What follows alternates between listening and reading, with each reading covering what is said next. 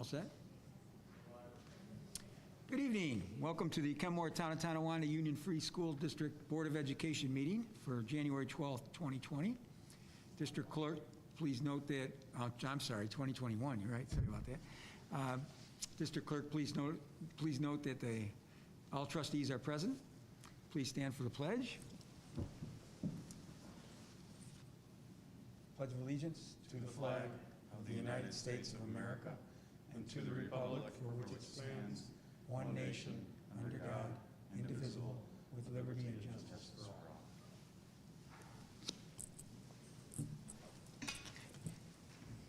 Hey, Trustee Battaglia will read our district's mission, vision, and values this evening. Our board and district vision is to create a community of dynamic learners who possess social awareness, confidence, and belief in their power to succeed. Our 10-time school community mission is to provide students with support, tools, and diverse opportunities to meet the challenges of an ever-changing world. And our values are respect, independence, trust, teamwork, integrity, excellence, and responsibility. Thank you. All right, item 4 is the approval of the agenda. Do I have a motion to approve? So moved. So moved by Andrew. Second by Leslie. Is there any discussion? Okay, there being none, I call for a vote. All those in favor so signify by saying aye. Aye. Aye. Aye. Any opposed? Motion carried unanimously. The approval of the minutes from the December 8th, 2020 regular Board of Education meeting. Do I have a motion to approve? So moved by Leslie. Second. Second by Andrew. Any discussion?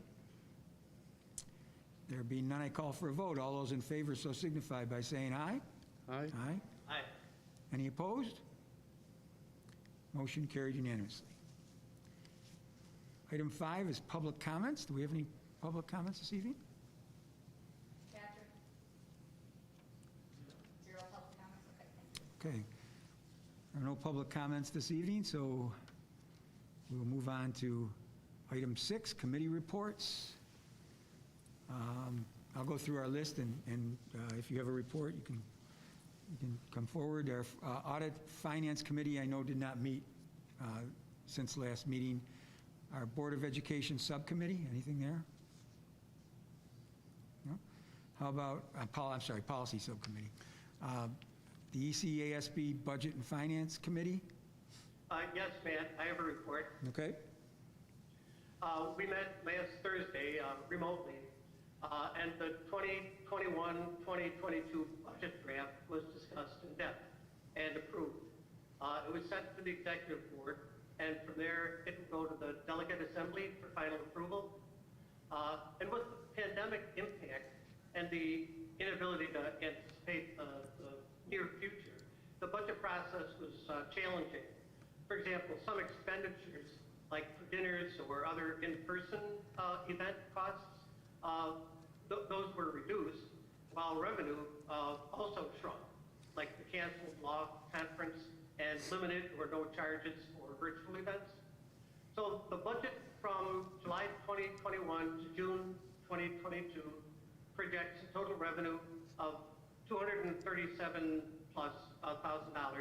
down $4,000 from last year, and a total expenditures of $231,000+, also down last year by $2,000. The proposed budget's net operating revenue is $5,400, down almost $2,000 from last year.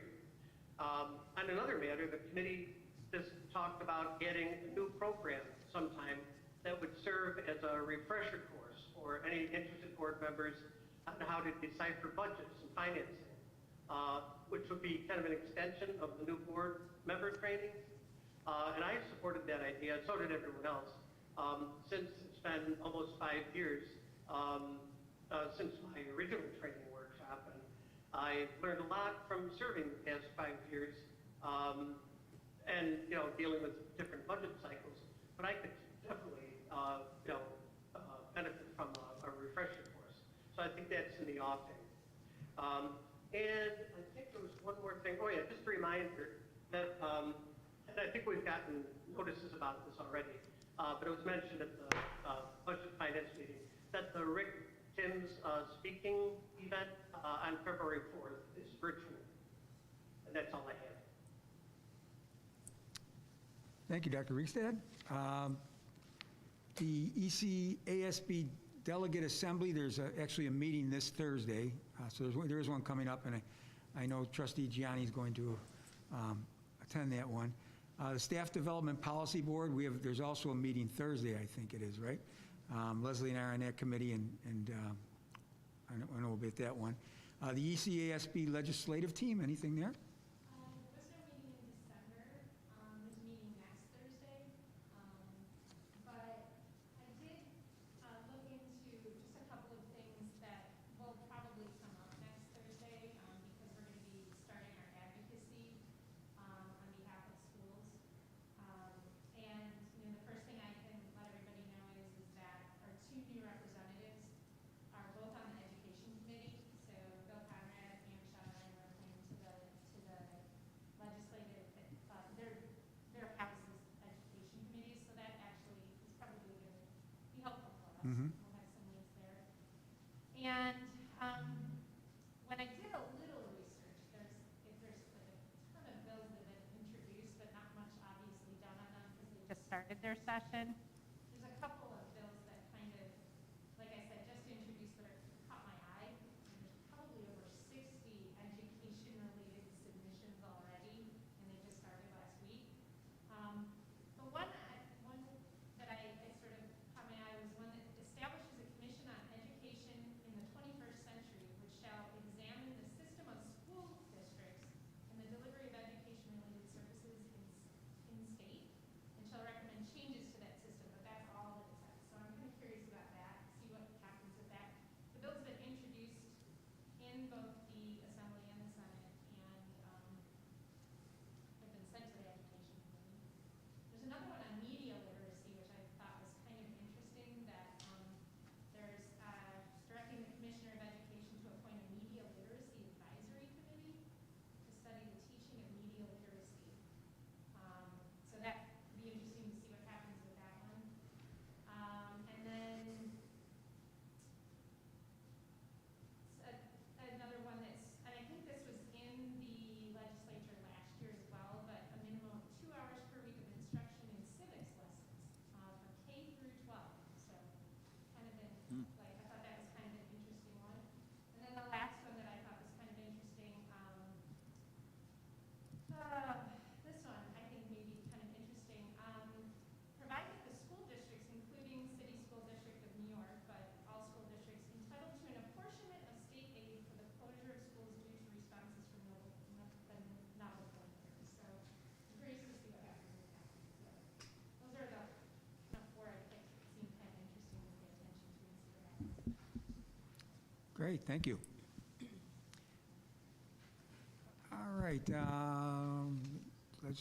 how about the Family Support Center? Anything going on, anything happened there since last meeting? No? Okay. The SAVE Committee? No. Not coming up soon? Okay.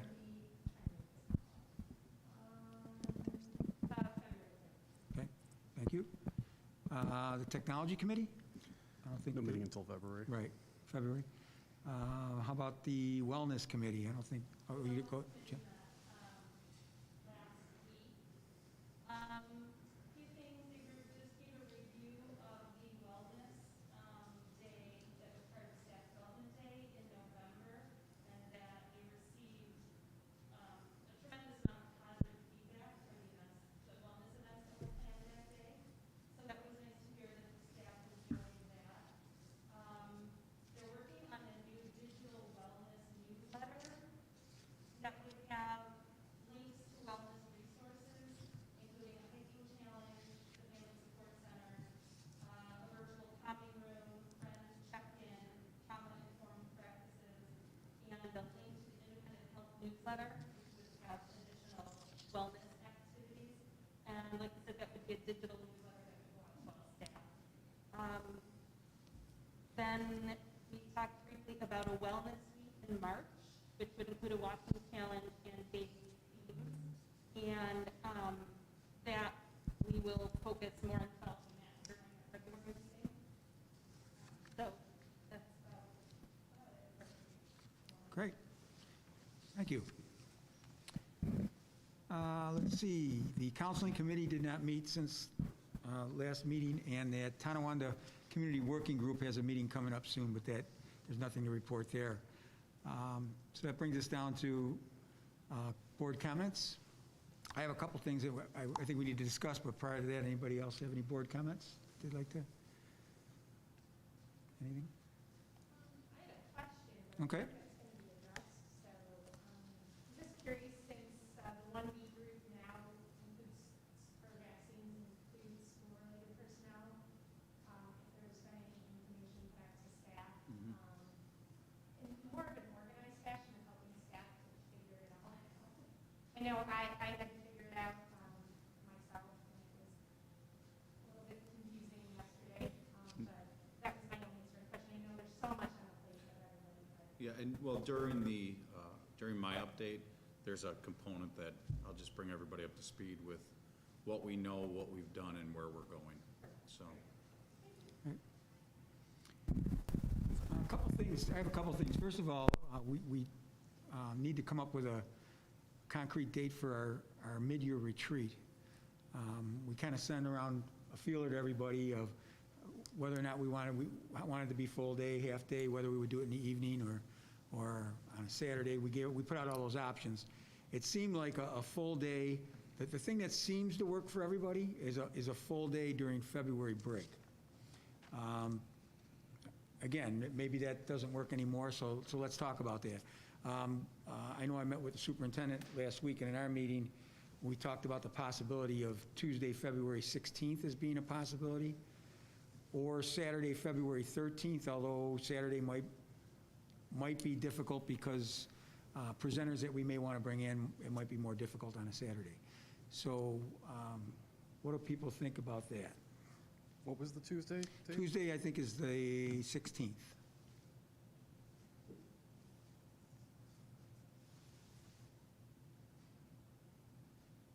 Would that be a full day or a half? We're looking at a full day. If possible, if we have to, I think that should work for me. I got to double check my work schedule. It'll take me a sec. This should work for me. I think Yeah, it's okay. 16th is good for me, too. It'll be okay with me. I have to rearrange an appointment if it's in the middle of the day. Okay. All right, well, that wasn't too difficult. So we'll go with the full day on the 16th as of right now, and so the next question is possible agenda items for the retreat. Now, we do need to talk about our board self-evaluation that day and get that in motion, and then also Superintendent Samato's evaluation, and come up with some concrete. He doesn't do that till later in the year, but we need to come up with some concrete dates and deadlines for that, and we can make that part of the agenda. Anybody else? I know Superintendent Samato had a couple ideas about some items, and if anybody else wants to chime in, feel free. I had an idea that I'd like to follow up on. I've mentioned it a couple of times at board meetings.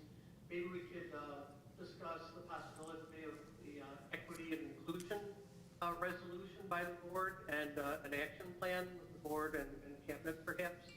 Maybe explore attending that workshop on undoing racism that I had sent out a link about a while ago. That might be a worthy agenda item. All right, thank you. We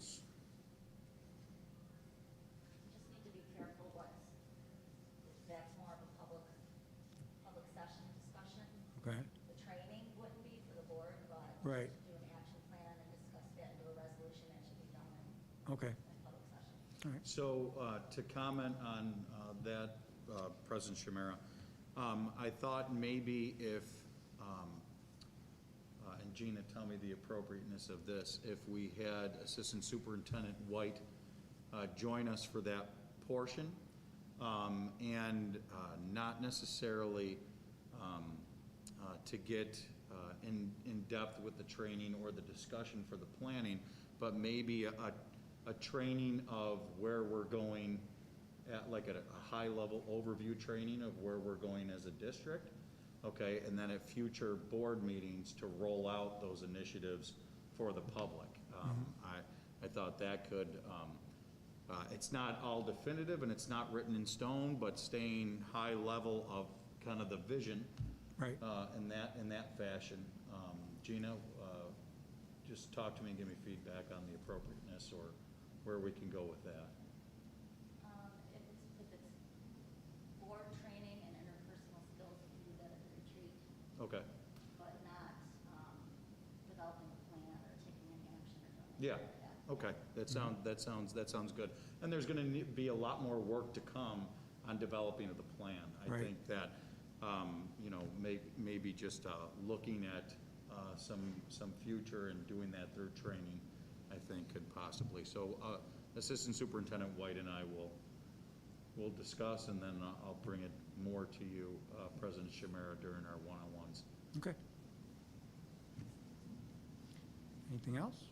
Okay, so can I, Go ahead. okay, so another thing that we did discuss with, we have a partnership with UB for trauma-informed care, and I believe that the board had received some training previously, but considering the fact that we've been through a lot, we have new board members, a new superintendent, I thought it may be worthwhile to have Assistant Superintendent White and I talk to UB.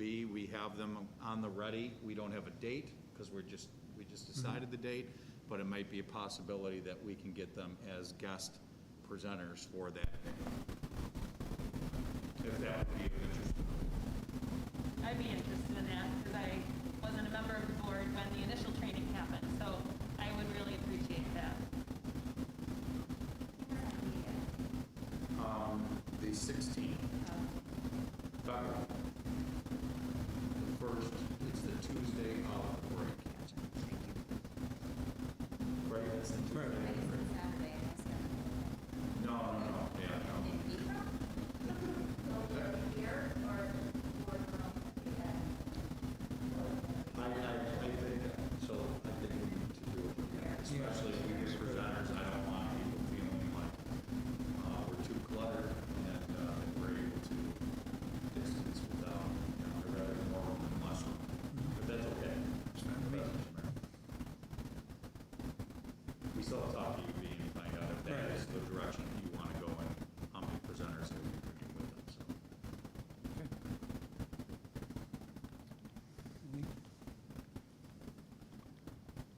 Anybody else? Okay, we'll start working on that stuff and see what we can come up with. We'll get an agenda out once we do. We received some information from the director of the New York State School Boards Association, Robert Schneider, about an advocacy liaison. Let me read the information he sent. This is something that, well, let me read it. You see, if your board has not already done so, I encourage you to appoint an advocacy liaison. This position provides you with a direct link to NYSSBA's advocacy efforts and is an important interface for sharing legislative information with your board members. As in a liaison, you will have the opportunity and tools to leverage NYSSBA's governmental relations resources to accomplish your district goals. No prior experience is needed. It goes on a little bit more. I'm putting this out there. I think in the past, this may have come up before, and we didn't take advantage of it. Is that true? I wasn't around at the time. Andrew, do you know any more about that? That's my recollection. I don't remember it being as structured in the past, though. It seemed, I want to say, the last go-around where they were requesting legislative liaisons, it seemed more like, if I recall, it was more of a person to receive information to share with your board. This seems a little bit more like they're going to actually be making some resources available to us. Yes, yep. So it seems maybe a little bit more constructive. What do people think? Is it something that we want to buy into? I'm curious if something associated with that will come up at next week's ECASD legislative meeting that I could ask about. Because it almost seems, it's not necessarily overlap, but it could be. Right. And maybe they have some more information that I could ask about, since there are, a number of board members who've been on that committee for a number of years outside of here. So maybe they have some more information, I could get some more information about it. Okay. 'Cause I wouldn't mind doing it, but if it's super overlap, like if it's kind of this Right. thing that I would be bringing, then I'm not sure. Right. Yeah.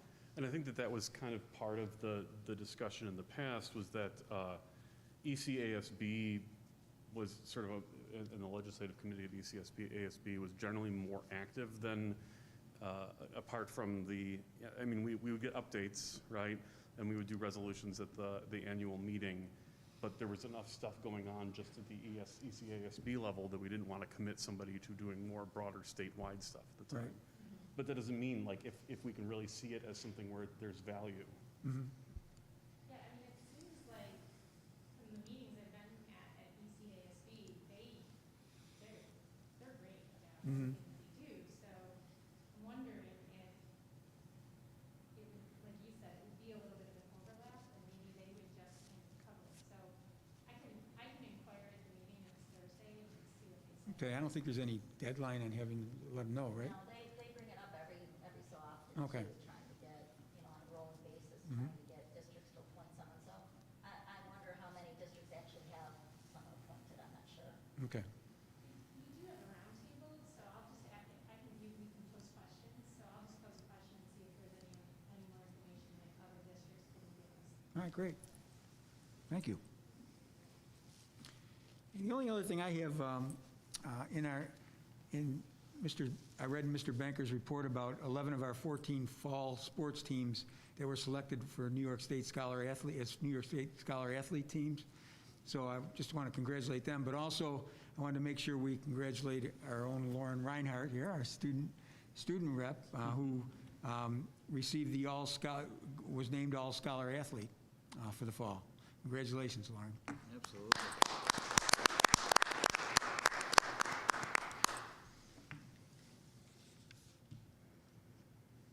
Okay, anything else from the board? Well, then I'm going to turn it over to Lauren and Kendall Brock, our student reps. Thank you. Okay, so tonight, Ken and I just wanted to give a couple quick updates on the creation of our leadership council program. So we've been making different progress at Just move that microphone a little bit closer to you. There you go. we've been making different progress with each of the 5 schools, but it's been going really well. And then also we both, last week both started hybrid learning at Kenmore and Kenmore-Tonawanda. So we just wanted to share a little on our experience so far and how it's been going. So for my PLC updates, this afternoon I actually had a meeting with Mr. Hyde at Kenmore East, and we went through all the teacher nominations and picked students that we were hopeful will be willing to join the PLC. And then the next step in that process will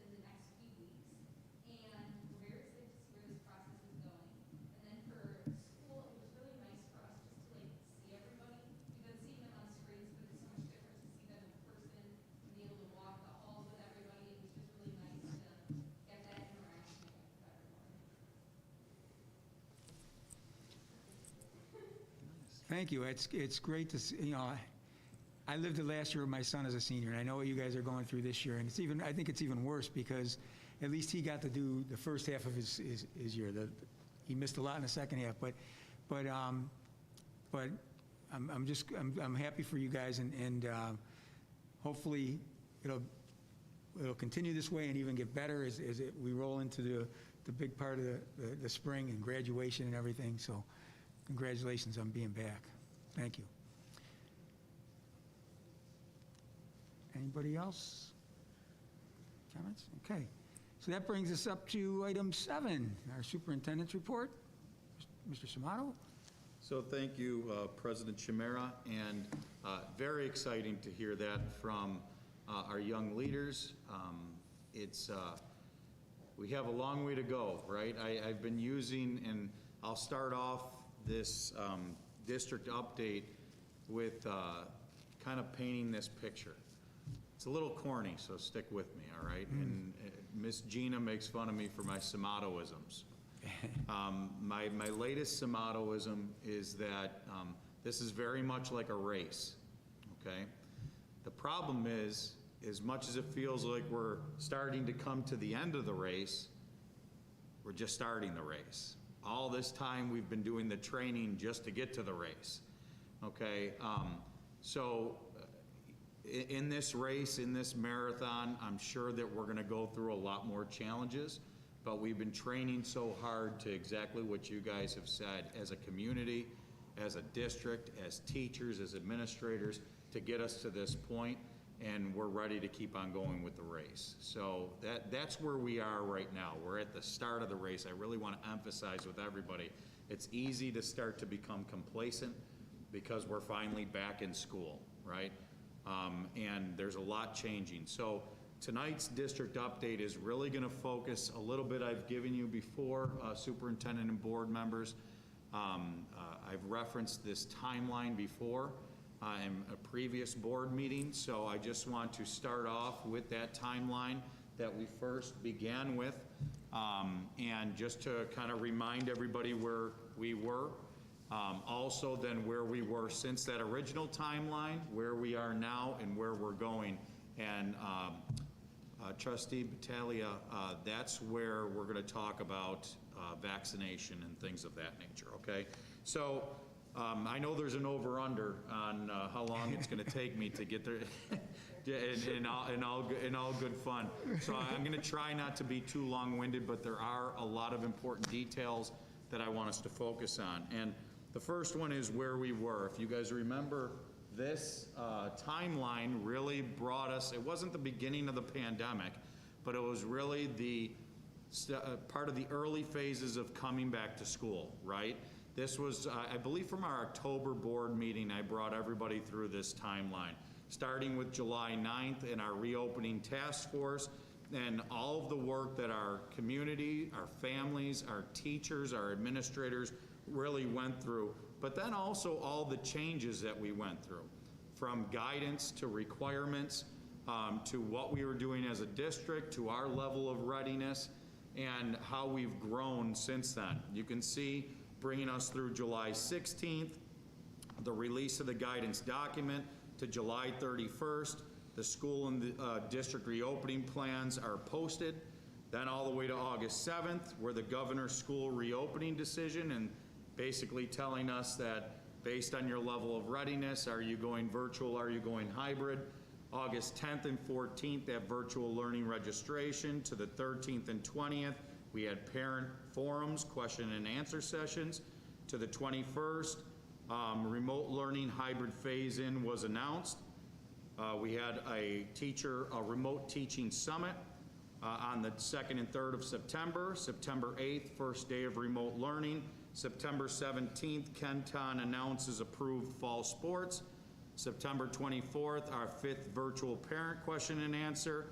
To September 30th, then we start actually feeling like we're going to have kids in a hybrid mode. First elementary orientation, October 7th, second elementary, and then October 13th in person. The reason why I brought this back up is how much went into just to get us to the 13th. And if you remember, as a district, we were feeling pretty good on the 13th. That good, the feelings of feeling good lasted for quite a while. We had about a month of feeling like we were on track, we were going in the right direction. If you could, let's move to the next slide. Oh, we did, I'm sorry. And why I color coordinated these, or color coded, I should say, these, is just to kind of show how drastically things changed quickly, okay? We went through October, and we had on the 13th our K-1 special classes and special classes throughout the district returned to school. The 28th, another exciting new development, our first parent cabinet meeting, which was and is, if you remember, a new thing in our district where parent representation from each school, no matter what that school is, if it's a PTA, an HSA, it's just parent representation from every school coming together, having their time with us, learning so that they can bring as leaders in their community back to their schools. November 6th, we were feeling so good in the green, that we're announcing we're going to accelerate. Remember this? Folks, this was only a couple months ago. We were going to accelerate. We were going to find a way to bring the final phase, instead of waiting till January, to bring all of our kids back before we went into the winter recess. And we announced that advanced timeline. Just a few days later, we got the yellow zone designation. That yellow zone designation, now we're very familiar with yellow, orange, and red, but it wasn't the first time that we heard of it. It had happened downstate, but there were a lot of things, and if you noticed on that November 9th, we had a major shift in our district, okay? We had to figure out, and this is not putting blame on anybody, so I don't want it to sound that way, but it was a major shift. How as a district were we going to perform testing when it had seemed and it appeared that the testing would be done for us previous to that? Okay, so there was definitely a shift in that testing shift. November 13th, we announced the hybrid phase-in was on pause. We didn't cancel it at that time, but we paused the rest of our elementaries coming back because we had to figure out testing, including applying for our LSL, our limited service laboratory license, getting tests in, all of that coming to fruition. November 16th was the original date for the 2 through 5 students' return, but once again that was on pause. And by the 18th, we had received the orange zone designation, and everything had to go back to remote. Now, we always try and look for the good news, right? The good news was, the bad news was we delayed, we put on pause. The good news was it was probably the best move at the time because there was so much changing, and for families have gone through a heck of a lot. So has our school system, but families the most, right? So that change was hard enough. By November 20th, it was the last day of in-person instruction, and it brings us to November 30th, where then we have another shift where Governor Cuomo announced that testing rules will be modified and schools were awaiting the written guidance. And that's eventually where it started bringing us to our new orange zone, what we can do to exist in an orange zone. If you remember, it really seemed unlikely that we would be able to return because it included 100% testing. Everybody had to be tested. You had to test negative to come in, but not only that, then you had to complete, I believe the original was 25% per week, and it had to be a unique 25% per week, and if you couldn't do that, you would have to shut down, and it just seemed the deeper that we got into it, and I think the state reflected on that too. It just seemed like an impossible mark to reach. So some new guidance came out. By December 4th, we had our LSL and we got our tests in. Folks, this is just a month ago, right? By then on December 8th, Kenton announced the return to school and testing plans. We decided that our best look, as difficult as it was, that we should follow guidance, not get subjective, stay, we are the expert educators. You've heard me kind of speaking this way. We follow what the guidance dictates to us, and then it's our role to implement and follow that guidance and bring kids back, because we know that we learned that the data was showing that schools are safe, one of the safest places to be. And I will say the same thing that I've said in an update. It's one of the only places that you'll find in our community where the rules are consistent. It's non-negotiable. Masks, non-negotiable. Social distancing, non-negotiable. Sure, sometimes when kids are transitioning or, but that's why we wear the masks. We have extra precautions, polycarbonate, sanitizer, the way we clean, filtration, everything from A to Z. It's one of the very few places, I don't want to say the only, but that you will find that consistent implementation, which led to the data that gives us and brings us to today. It was difficult to bring our elementaries back prior to break. We did it, and then we brought the rest of our district back right after break, and that's where we are right now. January 4th, grade 5 through 12 students returned to school, first day of students and testing, and we've been doing our testing all along. So that's just a timeline. Why I felt it was important to start that way is that, folks, you will never see, I've never seen, I guess I don't want to make that prediction, but I'm willing to guess that we're never, and we have never, and hopefully we will never again see a few months that looks like that. Okay, we should be doing timelines on instruction and all the great work that we're able and the advances that we're able to make from academics to our effective needs of our kids. And this was management just to get schools going, okay? So I just think it was important to start with that visual. If we couldn't bring up the next slide. So I want to bring you through these. We only have a few more slides left, and just to really talk about where we are return to school. All K through 12 students who did not register for fully virtual instruction have returned to school in a hybrid. You heard Lauren and Kendall talk a little bit about that. Group A students attend Mondays and Tuesdays, B's Thursdays and Fridays. Special classes attend all 4 days, Monday, Tuesday, Thursday, and Friday. Wednesdays remain remote and asynchronous. I'm going to talk about Wednesdays a little bit later in this presentation in just a few minutes. Another reminder, what we're doing on Wednesdays and those other 4 days. Nurses are testing still.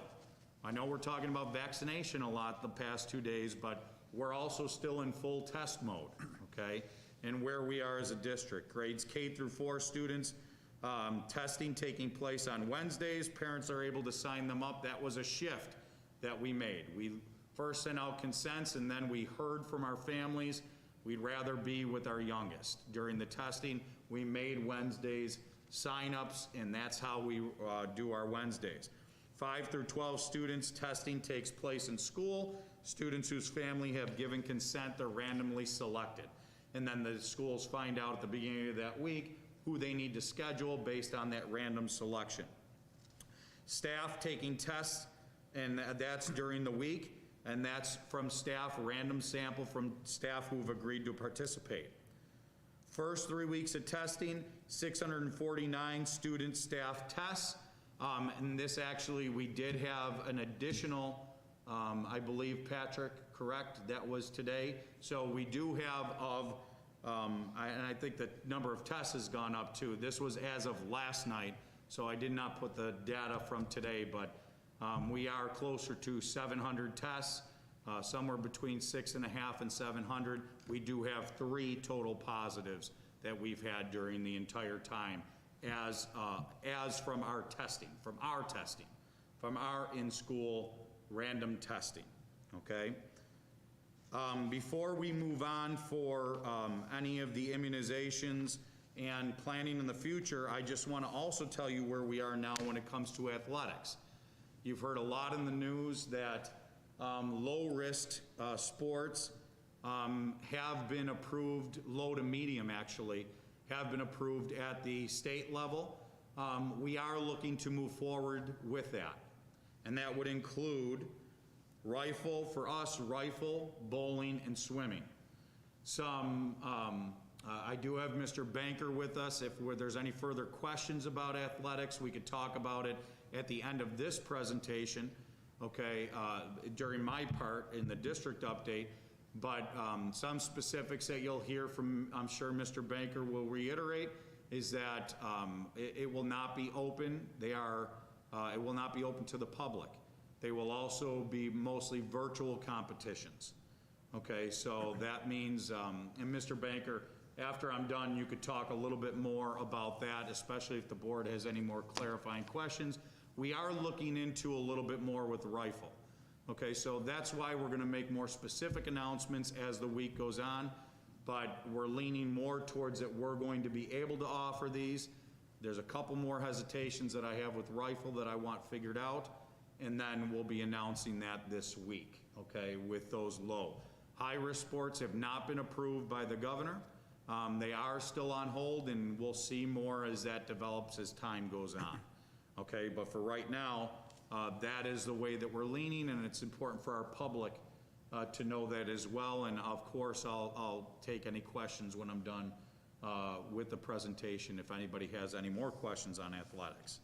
Next slide, please, Mr. Brandon. Moving forward, objectives. I think it's important, we've heard a lot about immunization, so Trustee Battaglia, this is where, folks, to say, I think to say it's a little dicey and a little difficult, okay? I think everybody's doing their best at the state level. We have some things that, first let me talk about these bullets, and then I'll really get explicit with what we've done as a district. Yesterday, we know that Phase 1B began. For our public that it doesn't maybe not quite understand what that means, Phase 1A really focused on medical professionals. Okay, Phase 1B really focuses on a lot more getting deeper into public service, such as teachers and teaching staff. That's a generalization. Those aren't the specifics. You could see what those lists are delineated on the state website. So Phase 1B began yesterday. New York State expanded Phase 1B to include all school district staff. So originally, it listed, I believe, and Patrick, correct me if I'm wrong, Patrick Finelli, but it included teachers, but it wasn't explicit to say all school staff. Okay, now that's how it was expanded to include all district staff. I think something that has to do with us but doesn't have to do with us, I also believe that another Phase 1B thing that was modified as early as today, as recent as today, I should say, is I think the age might have come from 75 to 65. Okay, not for our district, but for our community. So these things are ever changing, they're ever living, and they're ever being modified, okay? So what have we been doing? You'll see there a bullet that says we are relaying information from Erie County Department of Health of how staff can make arrangements and be vaccinated by ECDOH and New York State DOH. So Assistant Superintendent Richards and the cabinet, our leadership cabinet, also meetings that I've had with district superintendents of where we go from here. I'm going to talk about what we did. I'm going to talk about some other things that are going on and why we didn't also promote some other things that are going on. We've been told by Erie County Department of Health very explicitly, these are the links that staff use. Here's the directions. There's actually something through the state. We've put it into an email to all of our staff yesterday. Jeff, what is the title of it? Do I qualify, or am I eligible, or something of that that's on the link. You click on that, you answer some questions, it tells you if you're eligible, and then it also provides sites where you can sign up. That's what you heard about in the news recently. I believe I did hear a lot on the news this morning that there weren't a lot of sites being offered yet. The state's working that out. Folks, the separate problem is that we've heard from the state is getting the vaccines. It's not just the coordination, it's not just who's administering, it's actually having the supply. So this is a major task. The other thing that we got from Erie County Department of Health was a more delineated sign up that was a one-pager. You put into there what phase you are in. Are you in 1A, 1B? What's your name? What's your address? What's your contact information? They will reach out based on that sheet and filling out that sheet to us to organize and to hopefully get all of our staff vaccinated. Now, some work that I want to make sure I'm careful with the way that I'm saying this. Beginning at the end of last week, we as a district started searching out every avenue that we can to provide vaccination, okay? It does not seem likely that we would be able to secure an actual license to administer, but it doesn't prevent us from seeking partners that have that ability and that would work with us in scheduling. We've been told pretty universally by everybody, and Nicole has been working very intensely on this with Deb Carey, that there's very little known at this time. What it sounds like is that pharmacies will be, the latest that I heard from the governor's office today, and we'll see how that continues to modify, I should say.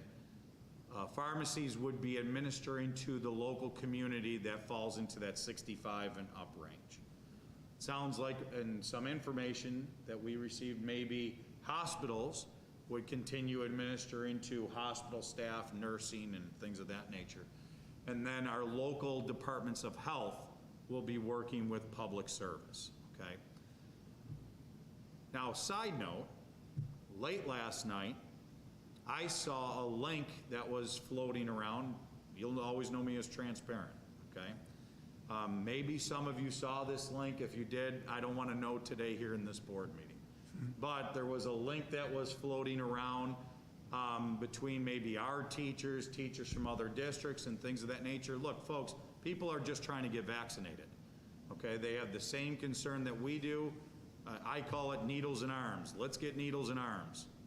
Okay, the problem is that link, that separate third link that was actually bringing people to register for times and dates this week was not something that we were given by Erie County Department of Health. So I was not going to send that because I came across it with some social media stuff. As a superintendent, I can't, in good faith, send something like that out to an entire district when we haven't been directed to do so or given it as an option, okay? Do some of these other things exist? They do, and people are signing up. What I saw on that link is that even though it said that it applies to 1A and 1B, it said pretty clearly that it was for 1A people, okay, which would not be us yet. I don't know what the county's stance is on that, and it seems like it's a great thing if our teachers can get into that. But I just want to be clear why we wouldn't send something like that out. We were not given that as an option. We're hoping to hear more about coordination as supply becomes, ramps up. Right now, we even heard from Erie County that it is challenging with supply. I think they might have even been on the news today while we were at work, saying that right now there is not supply to even bring through for the rest of the week. So hopefully that's able to ramp up. We were given the figure that it's more likely that educators would be somewhere in the beginning of February, okay, that it would make the most amount of sense that that's what we can expect, and they kept on referring to the word patience. I want to continue to try and get a partner, and if we can organize with that partner, even if we could say, okay, once you get 100 in, here's the organization, and we're going to delineate it this way and get people to you right away. We're going to continue to focus to try and do that. But at this point, really it's kind of up in the air for all school districts on who could get in, when they could get in, what's available, is there supply, and what that will look like. So I'm just as anxious as you are. I want to get our staff vaccinated and at least promote that within our staff. You know, I'm not the medical doctor, I'm not doing the vaccination, but trust me, if I could, I would absolutely do it. It's just, I know that people are anxious and they want to start progressing forward. So that's what you see in that last bullet. We're in contact with several people. Let me finish off by saying, and this is also a message to our staff, the future of instruction in our district. I think why I made the reference earlier about we're just starting the race, because even though we've gotten to the point of now being back in school in a hybrid, we will still face a lot when it comes to testing. Hopefully we're going to get to the point where maybe we get to a yellow and we could test out of testing, if that makes sense. Does everybody understand what I mean by that? We test 20% in 2 weeks instead of 5% every week. And if we're under the average, we can test out of testing in a yellow. But we'll also look to increase instructional time. Now, I want to be clear to our staff, and I want to be clear to our community, because folks, our staff, our administrators, our teachers, our support staff, they're also families. They also have, we're still in a pandemic, they also have concerns. So we have asynchronous Wednesdays right now. I can envision that the next step to getting more back into school is to do something else with those Wednesdays. Were we hopeful for February 1st? We were. It seems more likely now that it will be after February 1st. And our staff needs to understand that that's on the horizon. But as a district, we're also going to continue to support our staff however we can, and look during those asynchronous and synchronous times that we'll be flexible with those Wednesdays, and I'll continue to make announcements like that to our staff as superintendent. So they should know to stay tuned for that. But it's important that we continue to attempt to support each other however we can. But it's also important that we understand that the goal is to keep moving forward in this race. This race in education to get our kiddos back. Nothing replaces the teacher in the classroom. Nothing replaces the teacher in the classroom. And that interaction with our phenomenal teachers, our phenomenal administrators that are running the schools. So hopefully, as we get to these vaccinations, what will the future bring? Hopefully guidance starts to change a little bit. We need to understand that there are some things in this last page that you'll see. I have in this last sheet what are some challenges that we can see. Immunizations, we know it's going to be a challenge. Even though it's exciting, we know the challenges. We've heard about it in the news. 2 doses needed. Some of the vaccinations require to be stored at certain temperatures that are outrageously cold. The supply versus the demand, the logistics, securing trained personnel. I think that everybody wants to help the district. It's a matter of can they? Okay, we've really talked to people locally that are very interested in partnering with us and helping us out, because they know that that's more, they want to administer their vaccinations. You've heard the governor say, there's no excuse. If we give you the vaccinations, get them in arms. Get them in arms. So we'll be good for that, and we'll help organize that. We just have to be able to know that the supply's there and we're able to do that. Other challenges, continuing to follow guidance consistently throughout all the schools. Folks, I put in here students wearing masks. Now we'll start to hear, and our community has to understand this. This is a non-negotiable. We wear masks in school. It's not, so I'm not trying to be rude by that, but I'm not going to tiptoe around it. I'm not going to dance around it.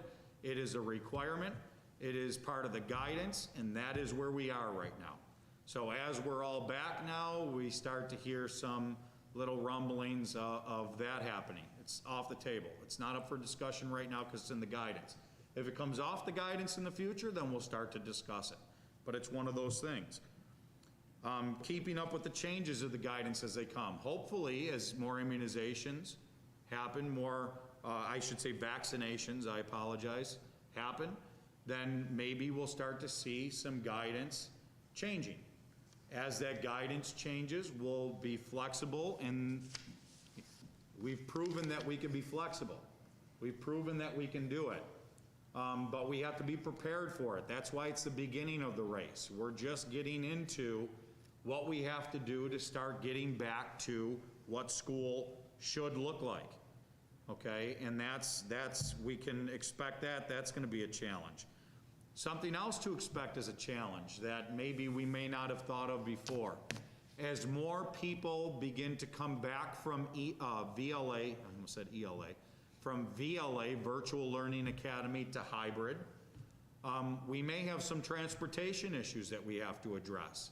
So families should be prepared for that. Now, that's not there yet, but if we're looking in the future, just predicting how things can ramp up, we may have to change some routing. We may have to change some buses. We still are in the social distancing, and we still have to get kids to school. As much as families can still dedicate to transporting kids this year, that's going to be a help. Although it can also create other issues at the school during arrival and dismissal. So our principals are phenomenal at scheduling and planning that out and doing what they need to do. But that's something that, you know, KenTon, we shouldn't take this lightly. All of our committees, when they came together, the goal was not just opening. The goal was from families, from administrators, from teachers and support staff, was opening but having the model in place so that we can remain open with the least disruption. Now, what I mean by that, I'll give you an example. We can take our VLA kids back at any time. The only delay is getting the routing done and things like that for buses. It's not moving classes all around all over again. We built the system to be able to do that. Now, the other does not exist. It's not as easy to go from hybrid to VLA, not at this point. We don't have unlimited staff. We have what was originally there when we set up that structure, so it's important that people understand that. But we want people to come back to school more and more to see that we have our safe environments. Continue to meet New York State testing requirements, and tomorrow we will be releasing especially for the elementary signups for the next 4 weeks, for the next round of testing. So our families can expect that will be coming out tomorrow. That goes into next Wednesday and the 3 Wednesdays after next Wednesday for those 4 Wednesdays total. So we'll continue going with that, and we'll continue doing what we need to do to meet that requirement. So that's in a nutshell, that's the update. Mr. President, that was maybe a little bit longer than what I had hoped for on the over-under, but I thought it was very important to round us back where we are, where we're going, what challenges. I wish I had more information on the immunizations, vaccinations. I keep on saying immunizations, but vaccinations, and what we can hope for. But I think that's going to be very rapidly changing over the next couple weeks. We're always going to be updating our staff as soon as we know something.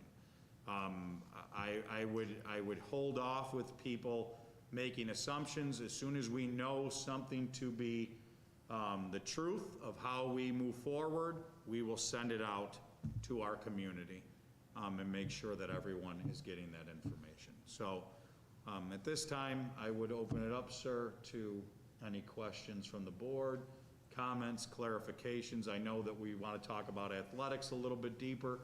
And maybe actually before we do that, Brett, were there any, Mr. Banker, were there any opening or anything that you could piggyback off of very quickly just to say about athletics and where we are? No, I think you captured it well. The low and moderate risk sports that you alluded to, boys and girls bowling, rifle, and boys swim, are all allowed and scheduled to start on Monday. You also noted that rifle and boys swim will be virtual competitions only, so we will not be hosting other school districts in our buildings. And the high-risk sports with boys and girls basketball, boys and girls ice hockey, wrestling are on hold for now until we hear from the government. Okay, so any clarifying questions on anything that we talked about, including athletics? Yes, thank you, Superintendent Samato. And while Athletic Director Banker is here, I just had one question that stems from the advanced materials we received before the board meeting. And that was about the possibility of, Director Banker, that you're exploring of live streaming winter sports. One of my sons played basketball at Kenmore West, and I remember when they'd go out to Lockport to play, I think it was WLVL radio station broadcast the basketball games to the local Lockport community, and I always thought that was pretty cool. So I know live streaming is a little bit different, but I was just wondering if you could give us an update on where you are in researching that idea. Sure, thank you for the question. I mean, the very real possibility, if not probability, that spectators will not be allowed to spectate at high school events this winter, I did begin researching different ways, different streaming platforms. I have spoken with our state office, NYSSBA, and I have spoken to athletic directors across the state. As one might expect, there are several new businesses that see this as an opportunity. So I've studied essentially three at this point. One is through the National Federation of High Schools, which oversees all state organizations. They are offering a program by which we would have 2 Pixelon cameras for free. Our tech department would install. However, the negative to the National Federation program is that they would have a subscription fee for parents of roughly $6 a month to watch the events. The positive is the level of camera. They're about $5,000 cameras. We have one in each football stadium, one in each gym. And they're very high quality. The other thing the National Federation does is they revenue share. So I don't know the specifics of the percentages, but they do give back to some school districts. Huddle is another company that President Chimera is well aware of. It's really derivative of their statistics program. They're very strong in football and basketball statistics and film sharing. They've seen this opportunity. But Huddle, in my experiences of waiting for a quote, they are high-end. They're pretty expensive. The most intriguing one for me is the one I found in New Hartford, near the Utica area. It's called Boxcast, and the upfront costs are roughly $6,000 to $7,000 to purchase equipment, and then it's an annual cost of $500 per district for subscription fee. There's no cost to families. And we can control the quality of the video by purchasing the appropriate camera, moving up a little bit in the camera world. The other, you alluded to this, Dr. Rickstead, the other dream I've had for a long, long time is forming broadcast clubs where students provide the broadcast, commentating. Boxcast allows for such programs that students do the audio part of the broadcast. So I'm still researching. Again, those are the three that I've found to date. And Mr. Samato and I, and Ms. Marasco and I will talk about what we can do much fairly to try and stem this. We really want our community and our parents, grandparents in Florida, Arizona, they can log in and watch these. Well, thank you so much for the information. You're welcome. Other questions, comments, concerns, clarifications?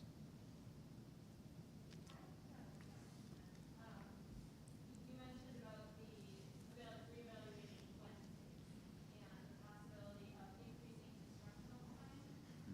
So I know it's early, I don't know if the details worked out, but would that be more time in front of the screen for the students and it would be virtual, or were we talking about more? No, time? yeah. And I'm sorry, I don't mean to cut you off, Trustee Morrow. Yeah, so right now our Wednesdays are both a mixture of synchronous and asynchronous learning. I'm talking about getting, our logical next step would be to do something with Wednesdays as far as in person, okay? There are a lot of challenges that come along with that. So that's not just flipping a switch and saying, okay, this Wednesday will be A's and next Wednesdays will be B's. There's a lot when it comes to implications on staffing, on scheduling, and we'll continue to look at that. It's going to affect our testing. So basically planting the seed tonight that at least that's what, in my mind, is the next logical step. We're just not there yet. So really, as much as this board meeting is to keep our community informed, it's to keep our staff informed also. And I'll keep on informing staff so that they can be prepared, and also our ability to be flexible on Wednesdays, that's not off the table. You know, our staff, it's better when we can continue to work with staff because they have challenges as well at home, right? And I don't want to, our staff is never looking for, oh, poor and oh, woe is me. I'm just telling you the realities, okay? And we'll continue to where we can, and we'll continue to evaluate Wednesdays, but we have to keep that end in mind of where we're going and where we want to get to.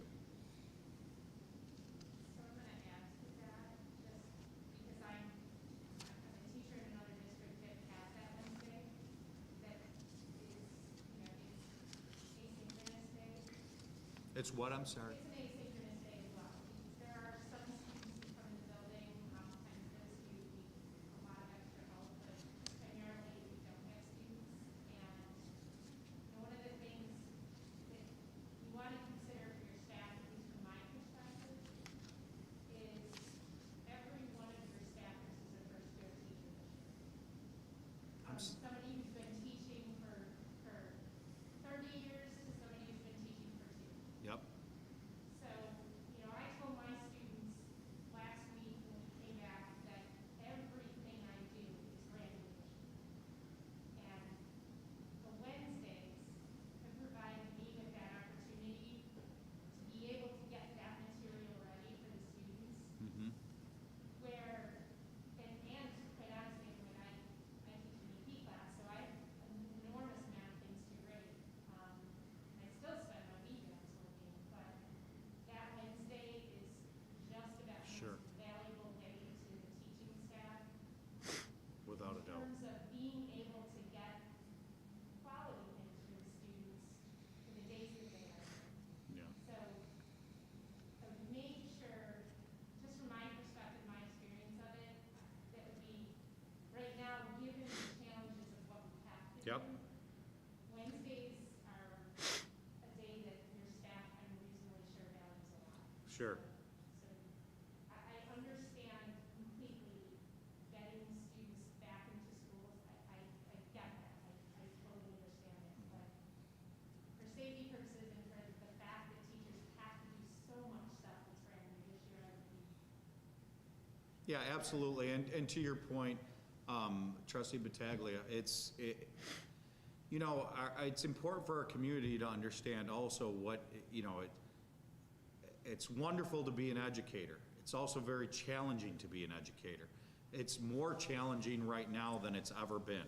The amount of preparation that has to go into it, the amount of implementation for just a single lesson is astronomical. So it goes along with that we can't just flip the switch for a Wednesday, right? Me saying about instruction and scheduling, it's all part of the pie. It's not just that easy. I'm just being realistic with what I could see our next steps will be when it's appropriate for it to be.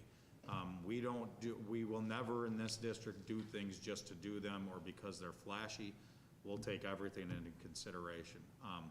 As you can tell, even from the way, the difference in people talk about what we were faced with in the beginning of the year and what we're faced with now.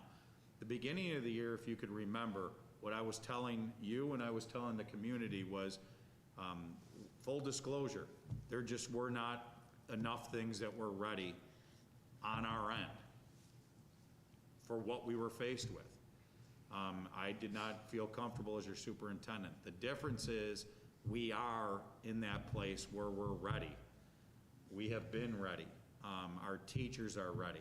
Now, can we still grow and improve? Absolutely. They'll be the first to tell you that. But their dedication, our administrators' dedication, has been second to none. And all I'm saying is that I could see that as the logical next steps. I think families would appreciate that too. I think that, we're all nearing the end of our patience with virtual learning. It's hard being in front of a screen all day, whether you're an elementary student versus a high school student. We all want our kids back in school for their emotional and, social well-being. So I think that's important to consider too. So I think, you could utilize those Wednesdays to get students back in the building, even if it was just one day a month. Right. However, an activity was done. And it's not there yet, but absolutely. Everything is being considered, all of it. From the educator to the student to the family, absolutely. Absolutely. Great points. Thank you. Any other questions, comments? Okay. So President Shamara, with that is the conclusion of my portion, my update to the Board of Education. Thank you. So we're on to item I'm 9. sorry, yeah, and so- then next I would ask Right. you, I would ask Assistant Superintendent White, I would turn it over to her for her update to the board, her summary. Thank you. I have just a couple of updates to share. So, as you spoke at the beginning of the meeting about potentially looking at revisiting the trauma-informed educational practices training at your board retreat, I appreciate the board's continued investment and interest in that work.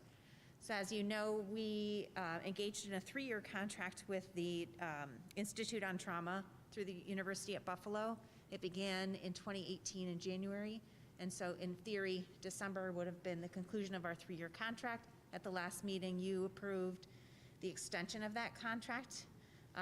So UB agreed to continue our partnership through the end of the school year without, the financial impact, because we obviously had some cost savings of some activities that we weren't able to complete in the pandemic. And they've agreed to stay with us through the end of the school year to make sure that we get the most out of our partnership, which is fabulous. So one of the questions that came up is how has our work been impacted by the pandemic, having to shift to virtual? And I'm pleased to report that for the most part, we've been able to remain on track. I think the biggest impact on our work really has been the ability to collect the data. So we have a number of surveys specific to our school readiness to change. So we have our teachers complete those surveys and our students. And in the past, we've been able to dedicate certain periods of the day where we invite as many students as possible during that period to complete those surveys. And that was much more difficult to control when we were in a remote learning environment. So that's been a real challenge. And then obviously we collect things like our behavior data and things like that that would reflect on how this work is going. And our behavior data is phenomenal since March. But not exactly what I would consider meaningful for evaluating the impact on the trauma-informed practices, right? So those are kind of our biggest challenges. So we will be looking to collect more data as soon as we are able to get something that's a little bit more meaningful throughout the rest of the school year. Really what the trauma team does is they attend principal meetings and they work with the principals just to talk to us at a district level of how we roll this out, and they've been attending those virtually.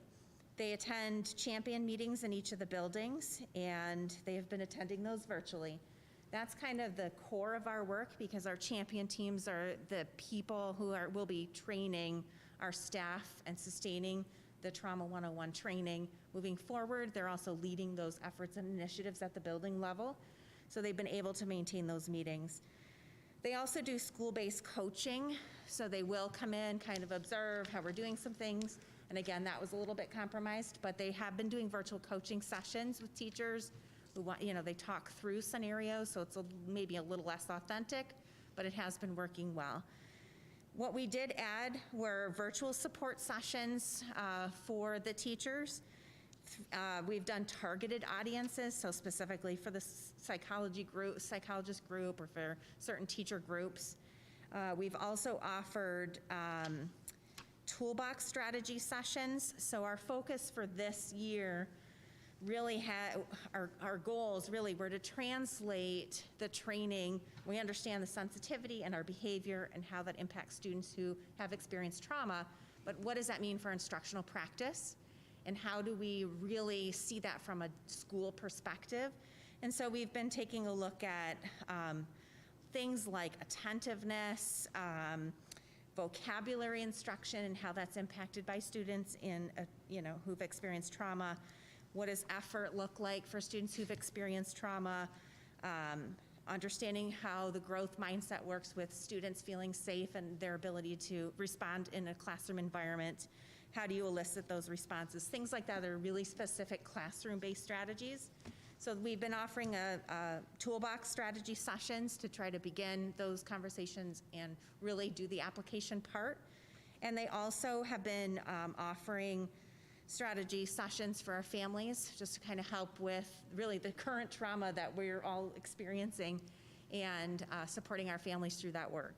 So we have been able to move things forward. Some things that were delayed, we're hoping to do the best that we can in the remaining months that we have with our partnership. We have agreed to put as much focus as we can into our champion teams who will be sustaining this work beyond our contract with the University at Buffalo, and we're certainly very open to continuing a partnership on some maybe lesser scale moving forward if that's an option for us, because this work is very valuable and important to us as a district, so we want to continue that work. Were there any questions specific to that? Okay, thank you again for your interest and support of that work.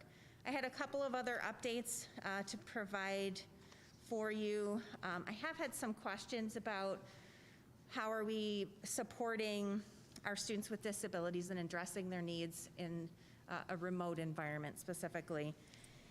And in a case of a student with a disability, all students have an individual plan, and so everybody looks very different, and so I can give you some general examples, but certainly no two programs are the same. We have been adding resource room periods because students don't have that same length of time, that duration of synchronous instruction in a remote environment. So we have added resource rooms. We've added consultant teacher time, so they're getting access to another teacher for more time during the day. We've added related services to try to compensate for what is compromised in a remote environment. We've offered virtual compensatory services, instructional and related services, and then we are also currently looking at reading intervention services as a compensatory option for our students with disabilities. We've also really tried to prey on our community partnerships. So for example, our partnership with Autism Services, we've really tried to support our students through those external resources as well. So there's a number of things, and the list certainly goes on, but those are some examples. And we're continuing to do everything we can to respond. The Student Services Office is working to develop a newsletter so we can remain in better communication between that office and directly with our families. And we're continuing to do everything we can to support those students. One of the other questions that came up is how are we working to close the gap for our seniors before the end of the school year? And again, we're maximizing all the supports that we have in place. We've really been pushing credit recovery options for those students. We understand the circumstances that they were faced. We forgive them for the things that they could not control, and we want to offer them every opportunity to succeed and graduate. We've increased the amount of academic intervention services that we have available to make sure those students are supported. We have really been working with our counselors. They're doing planning meetings with seniors, laying out transition plans as well as their plans between now and the end of the school year, and regularly following up on those. Our seniors who weren't in person until most recently were invited to come into the building and have those meetings in the fall, between the fall and December. We have one-on-one follow-up sessions on Wednesdays, extended hours for students throughout those Wednesdays specifically. We've been very flexible with extensions for timelines for student submissions. We have referred students for outside counseling, outside therapies, again, strengthening our partnerships with our community. We've been conducting home visits all along. We have utilized our TIPS program to support students who are chronically not engaging in instruction. We have been sending regular communications home in writing to parents for students who are failing, students who are not engaging. And on the other side of things, we've also been trying to promote our seniors who are really doing a great job. So for example, Kenmore East did recognize some of their seniors with hand-delivered lawn signs and a certificate earlier in November. So we're trying to really promote those students who are doing an excellent job in the current situation. So those were two questions I had. The other update I wanted to share with you is on the tech distribution plan. On January 4th, when our 5th through 12th grade students came in, we were able to complete the distribution process for technology for all of our 512 students. So all of our 512 students are currently one-to-one. Our K-4, everybody who requested a device has been provided with an iPad. Our goal is to move our 3rd and 4th grade students from an iPad to a Chromebook. We had ordered the Chromebooks back early July, and we had a quote-unquote firm date that they would be delivered by February 9th, and that firm date has now been moved out 8 weeks. So, so we have a new firm date. I don't really know what that means, but I guess it's better than soon. So the question has come up, do we forfeit this purchase order that we requested? Take a look at, can we get different devices in a timely manner? We've reviewed all of our options, but the students are very comfortable with the Chromebooks that we've ordered. They're an excellent quality. It makes it easier for our families for troubleshooting if our students are at home. It helps our technology team with making sure that everything is seamless and very easy for us to support moving forward. So because our students have the technology they need for their current programming, we've made the decision to wait the additional 8 weeks for the next firm date of delivery. So I know that's a little bit different than the information that was shared recently in the community newsletter, but we literally just got that information that's pretty much hot off the press. So that's what I have for updates. Were there questions, any questions I have on the updates? Okay. I have 2 items in my consensus agenda. Were there any questions on either of those items? Okay, that concludes my report. Thank you very much. Thank you very much, Assistant Superintendent White. Once again, part of the progress that you did not see in the timeline is taking an initiative that should probably take several years and doing it in just several months, and that's moving our district to a one-to-one district. And our technology team, led by Assistant Superintendent White, and our newest member, Eon Verrill, and Deb Eppolito, who's been with us for a while, as well as our ISSs, have really done a phenomenal job working with the schools and bringing us into this century. So thank you very much, Assistant Superintendent White. Now I would ask President Chimera that we turn it over to Assistant Superintendent Marasco for her update. Hi, thank you. I have 3 items that I am recommending the superintendent's motto request board action to approve after my reports.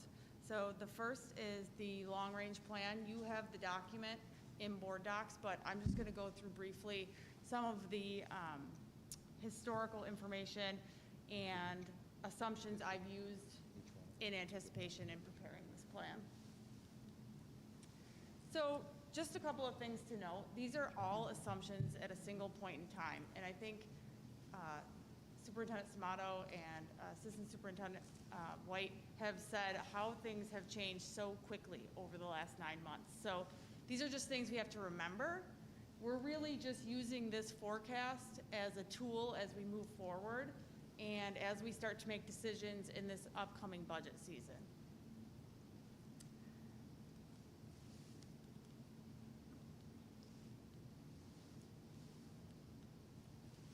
Okay, thank you. So the first is the historical revenue, and I just want to let you know the next two charts that I'm using, they're directly from state ed, and they don't have 2020's financial information yet. The district takes all of our financial information, we submit it to state ed, and then they release it, and we are able to use it in these formats. So we don't have that available yet, but it will be soon.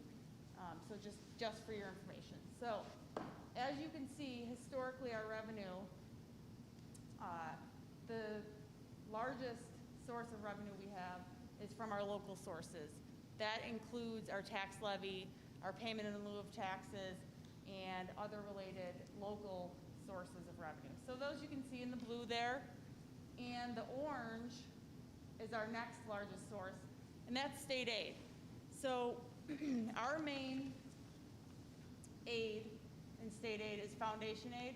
We have a couple of other general aids that are large, but they're all expense driven. So transportation aid, BOCES aid, and building aid. Those are the three biggest other categories that we have. So as you can see here, in 2009, so 2009, we have our state aid, and then you see 2010, it slowly decreases.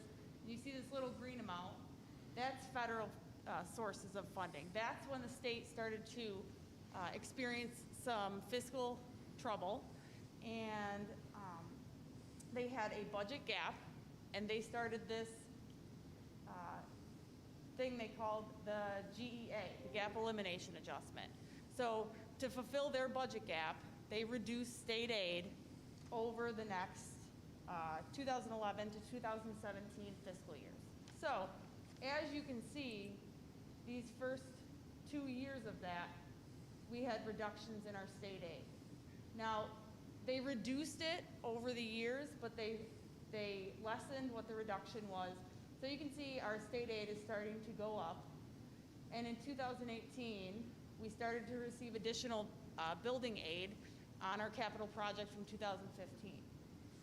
Then some of our building aid fell off, so we had a reduction in expenditures and a reduction in those revenues for state aid.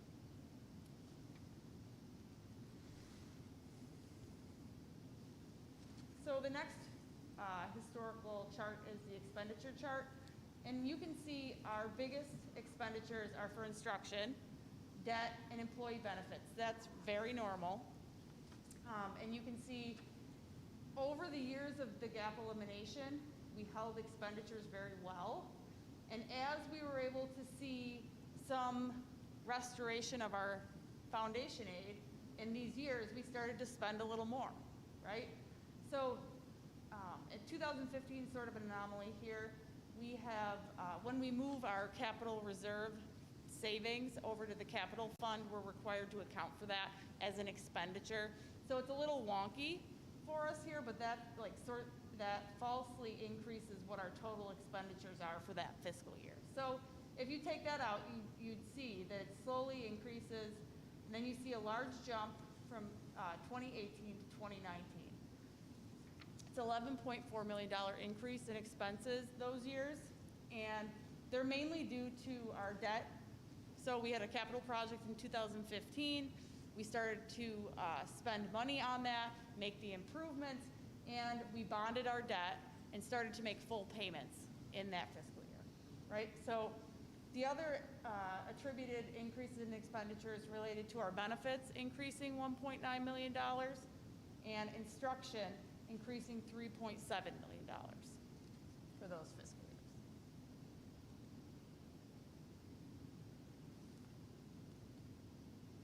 click happy over here. Okay, so this is a brief overview of the tax cap forecast. So as we're looking out at 5 years of expenditures, we want to estimate where we're going to be in terms of raising our tax levy over the next 5 years. So on average, if you look, these numbers are what we're estimating we're going to be able to increase our tax levy over the next 5 fiscal years. So a couple of items I want to point out. I could spend a lot of time on this. I just don't want to get too in the weeds with it. But this tax-based growth factor, that's a state item. They determine what that is going to increase our base by. That's all based on new construction in the district. So we don't have a lot of that. We're not estimating that we're going to have a lot of that in the future. The other item is the allowable growth factor. That's the up to 2%. That's the allowed to go up to 2%. That's solely based on CPI. So when you're talking about the consumer price index this year, it's going to be higher than this. I know that because they've reported that, but at the time, we were not sure exactly where that was going to go. Now, I don't think it's going to be 2% any of the next 5 fiscal years, but we don't know. We don't know what the economy is going to do. Maybe it's going to take off after COVID, and we will see that go higher, but we're not sure. So I'm trying to be very conservative in what our estimates are moving forward. So the next largest item here that affects us at Kenton is the capital levy. So that's just what our debt expense is, less anything we receive for state aid. So that number we want to keep fairly stable as the years go by, because if we don't go up to that levy, the next year they reduce your ability to raise taxes to that. So we've done a good job at holding that fairly flat, so we never are in the position to have a negative tax cap. Now, our goal isn't to continue to raise taxes the most we can raise them. We want to be very responsible about that, but also have the flexibility if the need arises. So it's a little small when you add it to a PowerPoint, but this is the 5-year financial projection. And wow, that really. The first budget year, you'll see this.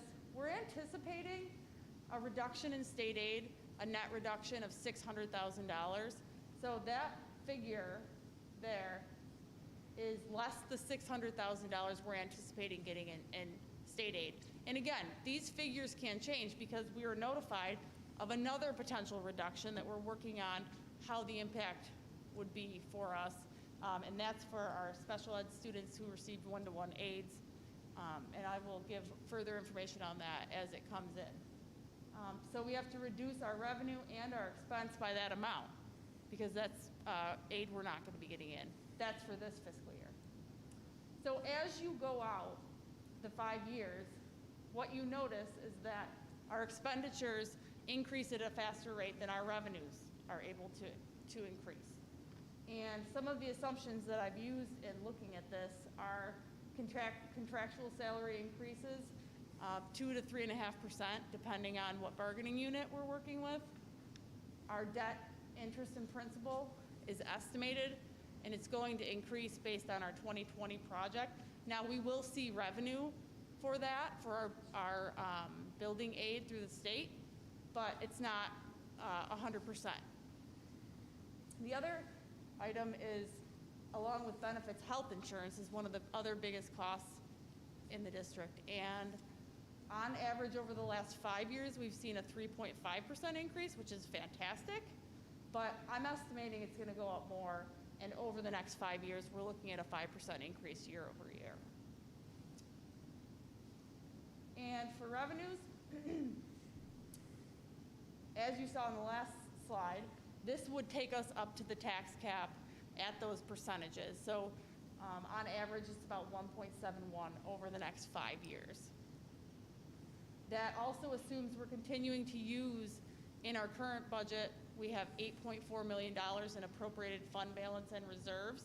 So money we're taking from this year and putting towards next year, that's assuming we're using that as well. and assuming a limited to $0 state aid increase for foundation aid.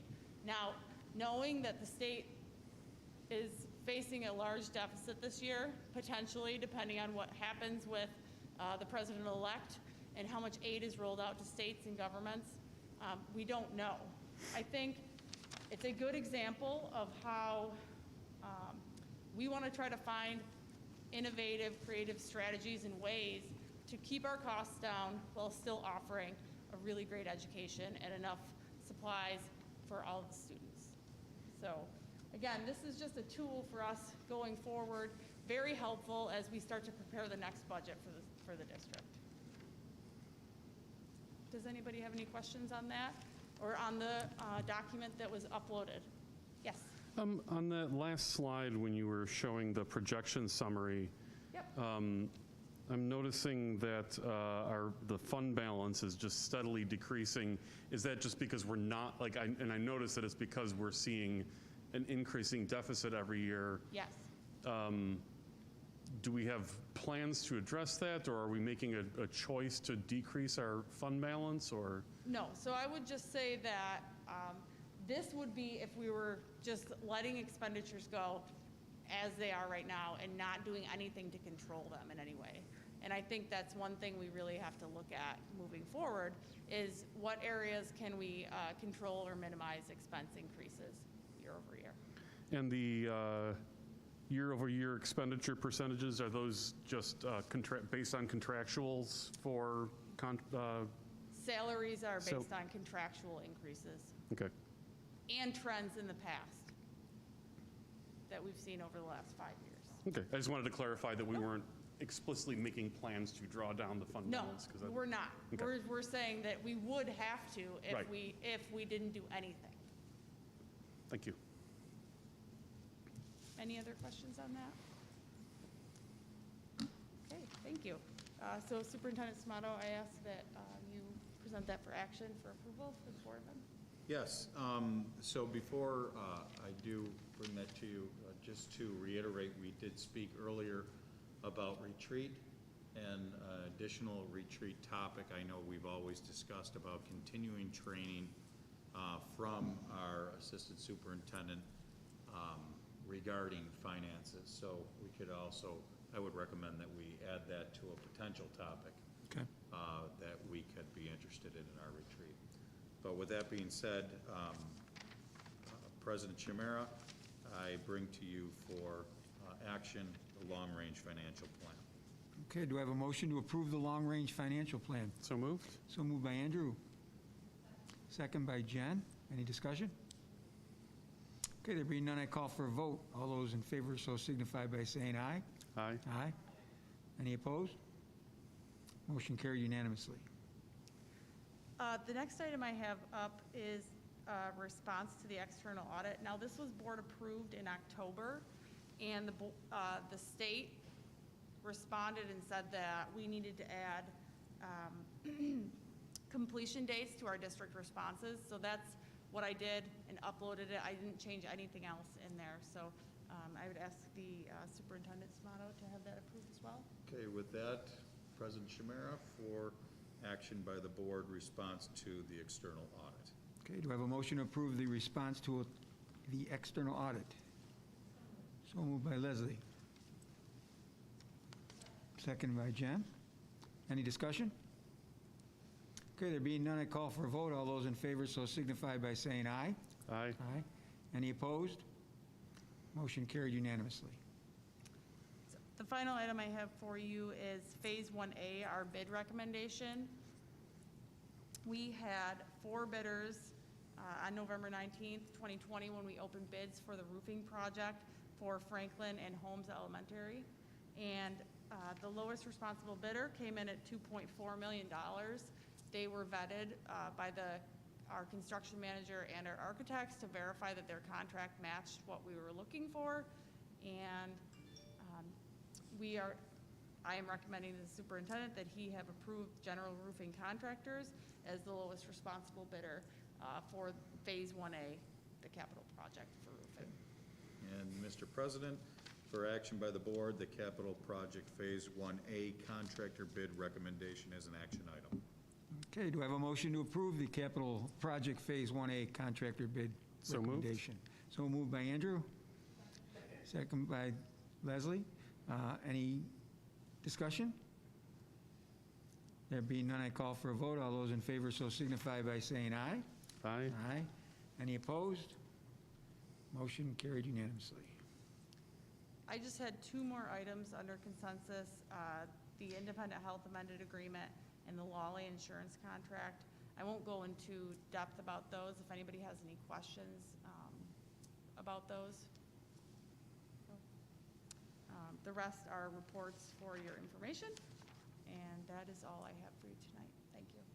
Thank you very much, Assistant Superintendent Marasco. And folks, just a reminder, 2 months? 2 months. 2 months. She has been with us for 2 months. So you're doing a wonderful job, and keep up the great work to come in November and get ready for an upcoming budget season is a giant task, and she's living up to the task. So great hire, Assistant Superintendent Marasco. Thank you for being with us. Thank you. With that, over to Assistant Superintendent Richards. Good evening, everybody. I don't have a report tonight. I just want to recognize on the agenda that I don't usually identify anybody individually, but I do want to thank Jill Ackerman and wish her well on her next endeavors. As a partner that I've worked with closely the last 2 years, I found her to be very collegial and collaborative at all times, and we've always tried to work with best interest. And after 21 years, she's had a long service time here, and I just want to wish her well. So I don't have any report otherwise, and unless there's any questions for me, that's it. Thank you very much, Assistant Superintendent Richards, and a very important point, a great partner and a great employee, and Ms. Ackerman, we do wish her well. And with that, now, President Shamera, I turn over to you the consensus agenda for approval. Okay, are there any requests to withdraw any specific items from consensus? Okay, there being none, do I have a motion to approve the consensus agenda? So moved by Tom. Second by Leslie. Any discussion? Okay, there being none, I call for a vote. All those in favor so signify by saying aye. Aye. Aye. Any opposed? Motion carried unanimously.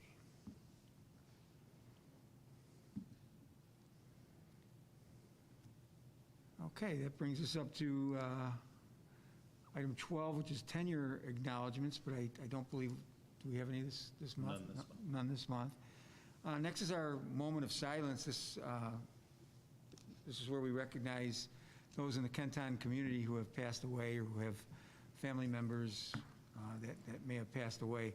This month, we're actually recognizing 2 members in our Kenton community.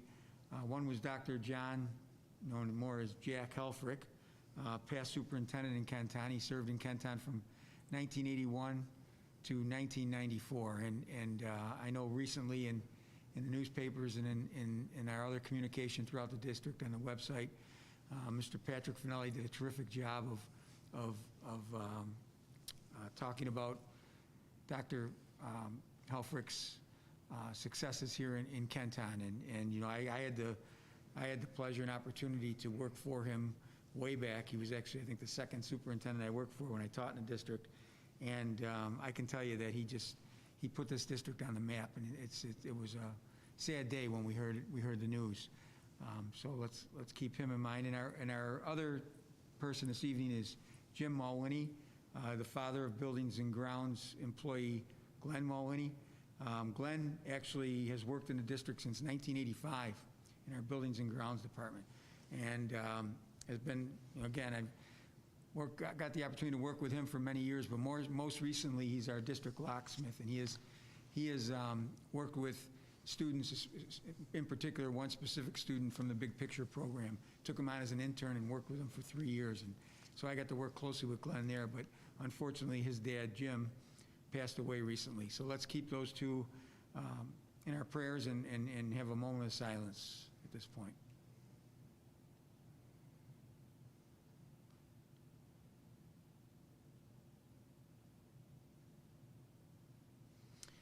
Okay, thank you.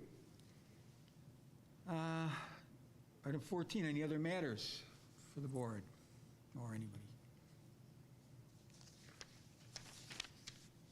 No, so we don't have any need for an executive session this evening. In that case, do I have a motion to adjourn? So moved? So moved by Andrew, second by Tom. Any discussion? All those in favor, so signify by saying aye. Aye. Aye. And we are adjourned. Thank you.